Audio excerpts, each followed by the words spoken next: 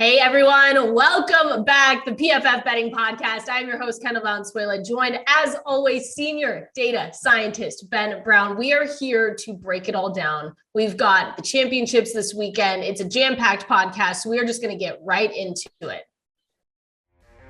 4 teams remain in the NFL playoffs, and that means only 4 teams left for you to bet on at DraftKings Sportsbook, an official sports betting partner of the NFL. Counting down to Super Bowl 56, new customers can get 56-1 odds on any team. Bet just $5 and get $280 in free bets if your team wins. Not a new customer, you can experience the conference championships with same-game parlays. Combine multiple bets from the same game for a bigger payout. The more legs you add, the more money you can win. DraftKings is safe, secure, and reliable. Best of all, you can deposit and withdraw your cash whenever you want.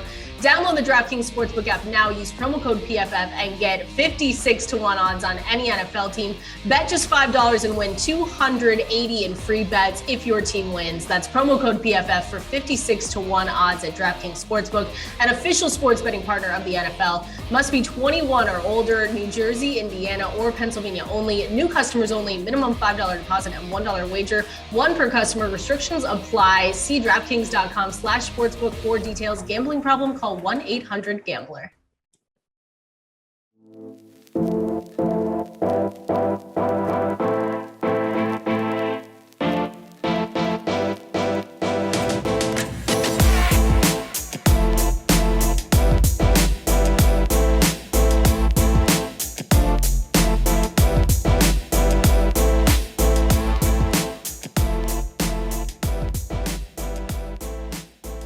All right, well, we'll go the next game preview. Are you ready? This one's going to be good too. It's because it's round 3 then, right? I mean, it's round 3 of the NFL season for the 49ers and the Rams, but this one it's for all the marbles. I think I read that in an ESPN article, so I had to bring that one up.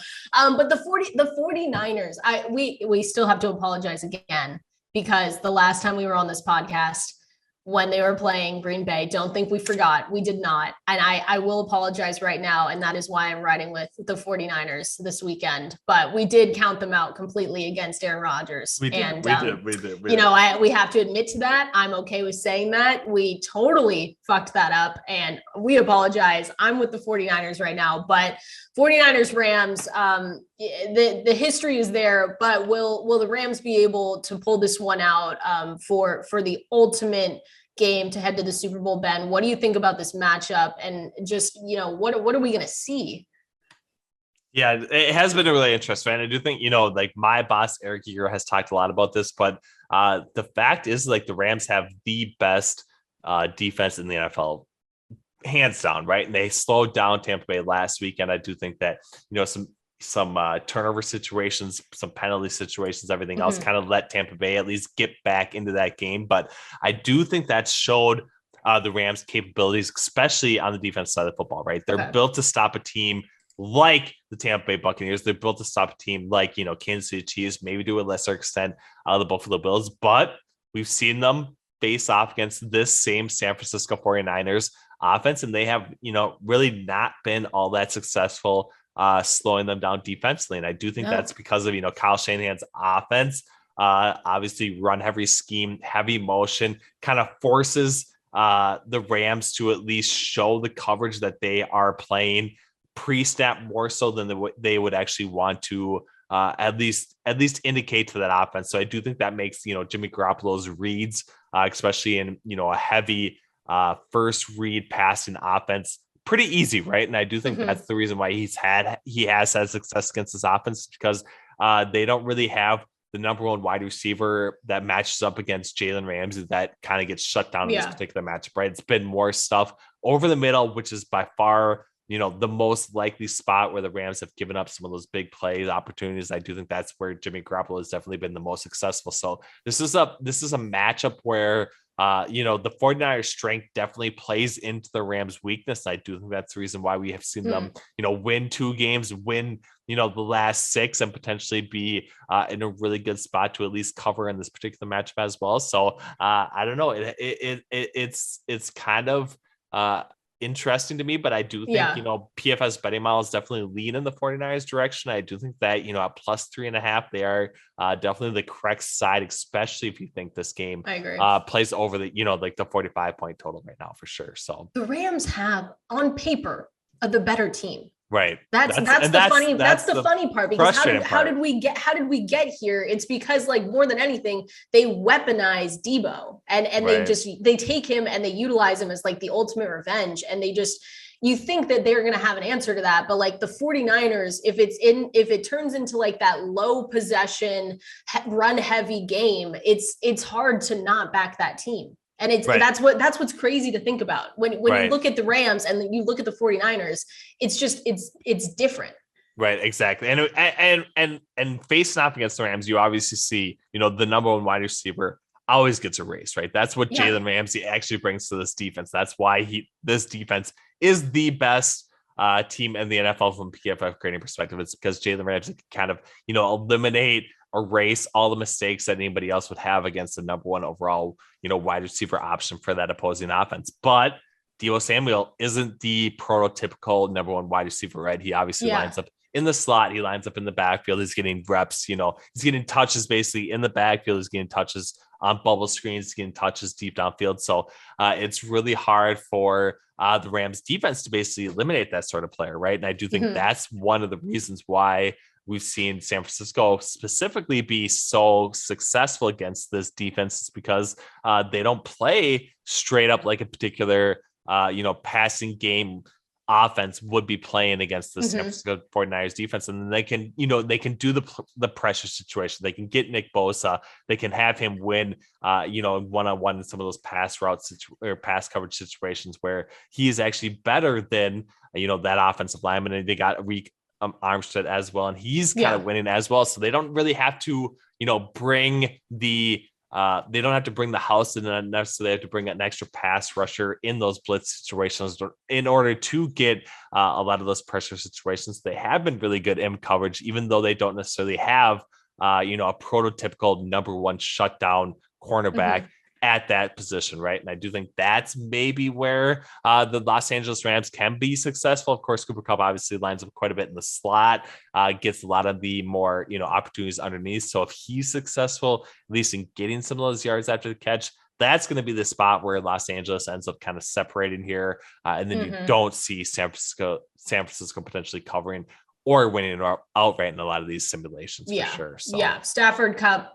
OBJ, like they have to get going quick, like not necessarily quickly, but they have to get hot, right? And then then that forces the 49ers to have to lean on Jimmy G, which we know you don't want. You don't want it. You do want it if you're a Rams fan, because then that's perfect for you guys. But I know one of the things that we've bet a lot this season is Cooper Kupp receptions, and we're going back there and we're going at 7.5. It's minus 147 and over 102.5 receiving yards. So we're just thinking it's another Cooper Kupp day. We've said it before, maybe a week ago. Why not go back? Because that they're going to keep utilizing him no matter what, and no matter where they are in a game, losing ahead, it doesn't matter. They're going to continue to utilize Kupp. Right now, you can get 25% off any PFF subscription if you use code BettingPod. What can you get with a PFF subscription? All of PFF's locked article content, NFL betting dashboards for the playoffs. NFL Greenline is up 27 units this season. You can get NFL draft guides and much more. Support the podcast and use promo code BettingPod for 25% off any subscription. Also, the new year is here, and because the daily Betting Pod listeners are the best of all PFF podcasts, we want your help to create a list of what PFF should build for you. Email us at contact@pff.com. That's contact@pff.com with the answers to these questions. 1, what PFF feature do you love most? 2, what do you want most from PFF? And tell us which podcast sent you so that we can put your ideas into the wish list for 2022. Yeah, definitely. We love his overs on both. Basically, they have not necessarily moved down quite a bit, but that's basically where we've been all season long, right? And I do think that him winning that matchup over the middle is by far the easiest opportunity for this, Los Angeles Rams offense. He's been the guy Obviously Odell Beckham was a really good signing for them, but I don't think that he's going to be necessarily moving the chains in a lot of those situations, especially on third and long, like Cooper Kupp's going to be able to. So over 7.5 receptions, over 101.5 receiving yards. I do think if you correlate and maybe roll those in together into some sort of same game parlay, that's probably the best betting opportunity. But our player prop tool likes both of them to go over. And I do think that is, one of the easiest bets here to make for sure on Sunday, right? And we're company people. So we're company people. We're obviously going to take that. Cam Akers, under 59.5 rushing yards. So he's coming off two fumbles, right? 2 fumble performance in the divisional round. And so his workload's probably going to take a hit, and probably, like you said in your article, his confidence maybe a little bit is shaky there. So you're taking the under 59.5 rushing yards. Yeah, this one's a little dicey. So he has basically gone over in his last 2, rushing prop closes basically, but he's been way more involved than I would have ever given him credit for based on the last 2 games. He has gotten a huge percentage of the rushing attempt share. And after the two fumbles last week, after, not being able to really salt this game away, like I'm calling into question how likely he is to get 95% plus of those rushing attempt shares. So if he doesn't get there, this rushing yardage number is just way too high, right? So I do think that him going under, especially if you think San Francisco can, cover the 3.5 point spread, I do think that this is probably one of the easier bets to make here for sure on a player prop level. Well, especially too, like he 24 carries last week is what you said. And you're kind of like, you're like, take that with a grain of salt, because the game script, that was a heavy, heavy on that. And that's not what it's going to be like this week, you think?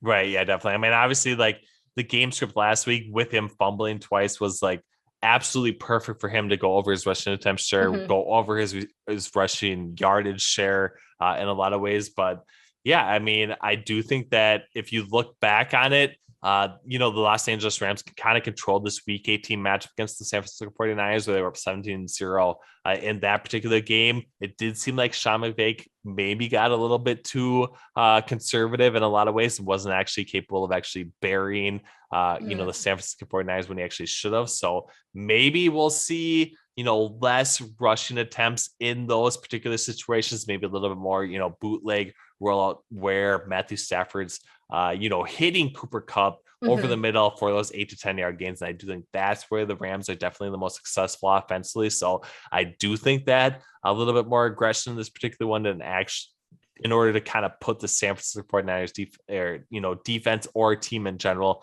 away in this particular match was probably the way that the Rams offense is going to take it. So maybe that's another reason why you should probably go under him. But I do think Sony Michel is going to get, a decent amount of carries as well. And it's just like, this is probably close to a ceiling performance. And I just don't think we're going to get that in this particular matchup for sure. So got it. What about, so moving over then, Juwan Jennings over 23.5 receiving yards. So I wrote this one down just to get your thoughts on it, because since week 14, Jennings has had at least 5 targets in every game but one, which was coincidentally last week at Lambeau.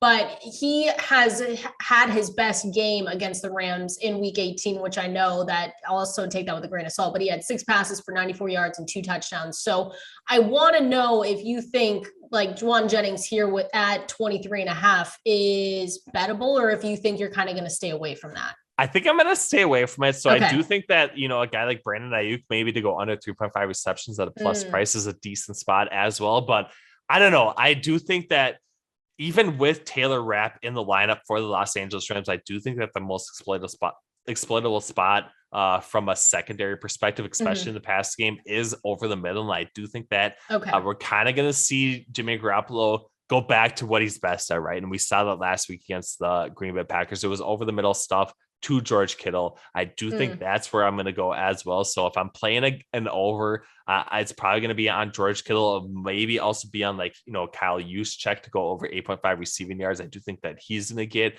a couple opportunities underneath. If he breaks one, he's going to obviously go over his receiving yards number. But other than that, I'm not inclined to really play some of these outside receiver options for the San Francisco 49ers, at least from an over Got it.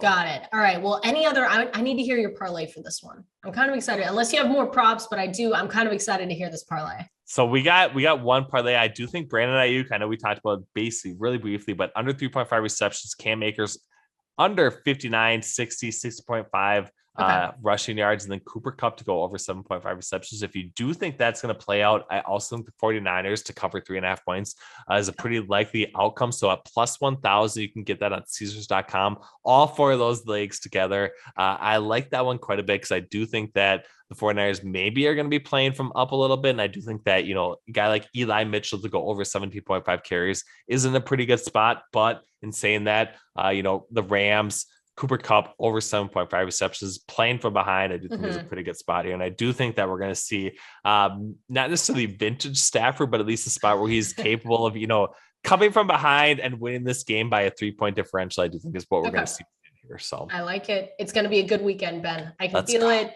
We're back in the 49ers, so we won't have to make an apology video next time we come on. But everyone, thank you so much for joining us for this jam-packed podcast. We appreciate you as always. PFF.com/betting. That is where you can find all our best bets, all our props tools, all of Ben Brown's articles, most importantly. And thank you so much for listening. Have a great weekend and good luck.